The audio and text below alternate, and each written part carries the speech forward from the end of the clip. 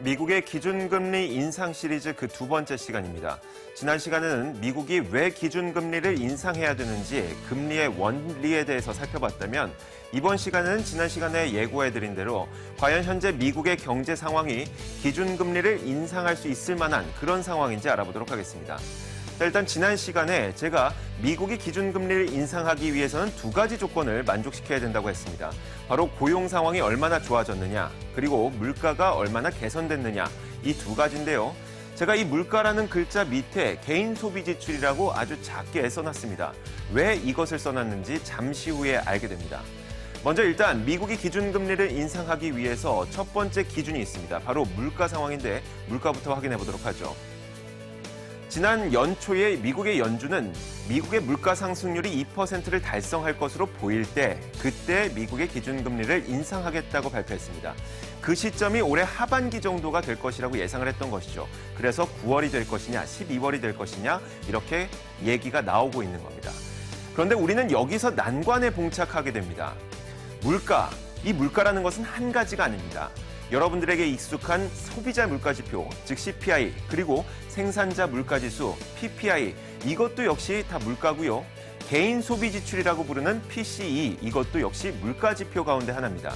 이 외에도 여러 가지 물가지표가 있는데 그렇다면 미국은 어떤 물가지표가 2%에 달성할 것으로 보일 때 기준금리를 인상한다는 것일까요?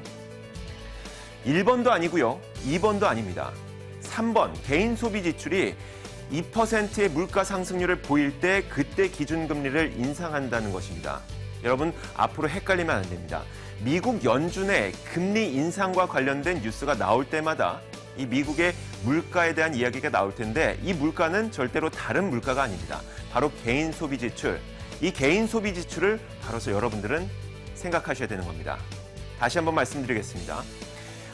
미국의 금리 인상 결정에 대해서 앞으로 일주일간 굉장히 많은 이야기가 나올 겁니다.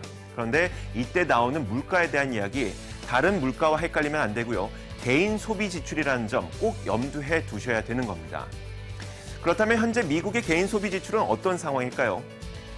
누차 이야기를 했던 것처럼 미국 연준에서는 물가 상승률이 2%를 달성할 것으로 보여야 된다고 했습니다. 여러분들이 지금 보이는 이 파란색 선이 바로 개인 소비 지출의 현황인데요.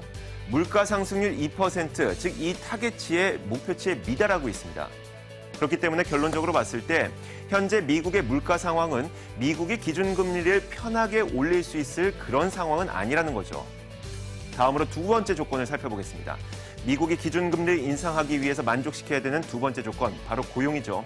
지난 7월 미국의 실업률은 5.3%까지 떨어졌습니다. 그런데 우리가 통상적으로 실업률이 5%에 도달하게 되면 우리는 완전 고용 상태라고 부릅니다. 그런데 이 미국이 과연 정말 완전 고용 상태인 걸까요?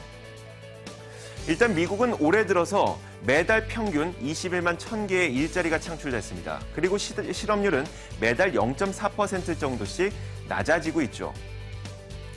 이런 상황이긴 하지만 뜯어보면 그렇게 좋은 것 같진 않습니다.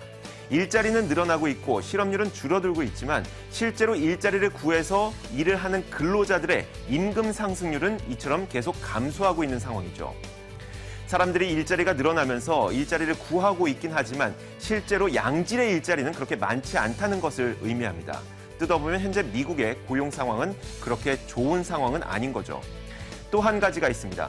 일자리가 늘어나고 있고 실업률이 줄어들고 있지만 경제활동 인구, 즉 경제 생활을 하는 인구의 수는 오히려 줄어들고 있습니다. 지금 보시는 이 부분이 바로 그 부분이죠. 이게 왜 이럴까요?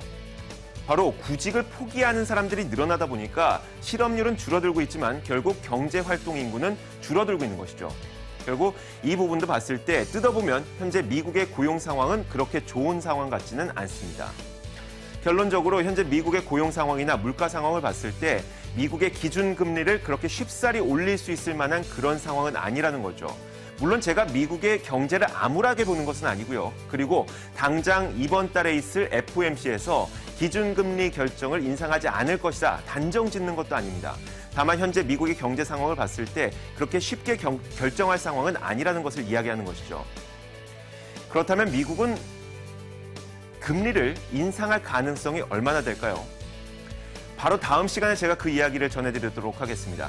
9월 17일 다음 주 목요일에 기준금리 인상 시리즈 3탄을 방송하게 될 텐데 그때 제가 과연 미국이 기준금리를 인상할 가능성이 얼마나 되는지 그 점에 대해서 짚어드리도록 하겠습니다. 시장을 읽는 남자였습니다.